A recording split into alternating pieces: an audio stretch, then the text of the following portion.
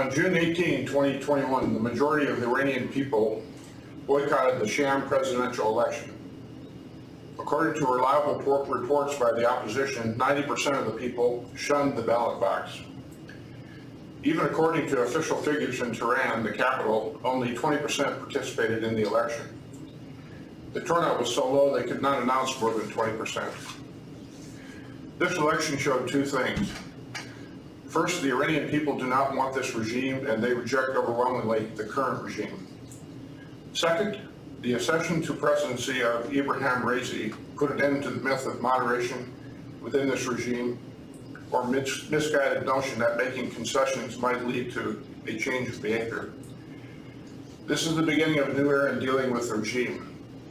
Therefore, regarding the nuclear issue, we should not make any concessions to the regime. This regime cannot be trusted. Long before the U.S. withdrawal from the JCPOA, this regime has completely violated the JCPOA by continuing its secret military dimensions of the nuclear development program. The recent IAEA report, citing at least traces of enriched uranium found in 3 undeclared nuclear sites, is yet another undeniable fact that the regime cannot be trusted. We must put an end to the 20 years of deception by the regime. The answer to this regime is not more concessions, but a firm stand, a clear message to Tehran that this time there will be a more comprehensive sanctions by the world, not to just the U.S. On terrorism, the U.S. and Europe must be united in sending a clear message to Tehran that there will be no tolerance for its continued terrorism. In this regard, it is important to highlight that what the world is facing is state terrorism. Here is one more example about a particular terrorist act, which for the first time, one sitting diplomat of the regime was caught red-handed, convicted, and sentenced to 20 years in Belgium. This is another indication that appeasement does not work, and that in fact that Tehran has intensified its terrorism.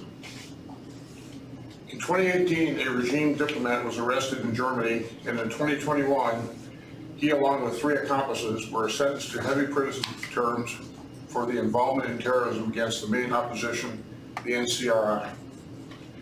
The fact that the regime tried to bomb a rally attended by hundreds of international dignitaries in the heart of Europe after the signing of the JCPOA should be a clear, unambiguous warning sign. Tehran has shown its true colors by such terrorist acts and by the appointment of Raisi, the mass murderer. Critically, all the regime officials, including Zarif, whose foreign ministry employed the diplomatic terrorist, and Rouhani, who heads the Supreme National Security Council, were involved in the plot. Zarif himself has said that no action of this scope is carried out without the explicit endorsement of the main security decision-making bodies of the regime. Zarif has stated that the regime's diplomacy is subservient to its international security interest and that the foreign ministry has essentially been an instrument of the Quds forces. So clearly there is no daylight between Zarif, Khamenei, or Rouhani, and there is no difference between hardliners or moderate. They are all terrorists.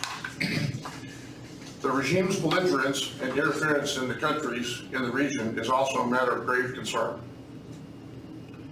What needs to be highlighted is not simply the malign activities of the regime, as they have already been exposed, but to argue that the regime belligerence is not a sign of strength, but a desperate dictatorship that has not been able to resolve its domestic crisis, and therefore concluding that the West should not let the regime blackmail it. The regime only understands the language of strength and nothing else. Finally, in Iran, there is a strong resistance led by the MK with a strong network inside Iran. The regime in Tehran is very vulnerable, and like many dictators in its final phase, they resort to more atrocities before it falls. The West should not repeat the mistake we made in 1970, considering the Shah regime as being formidable and permanent. This regime is on its last leg. It is time that our government side with the people of Iran and for their desire for regime change.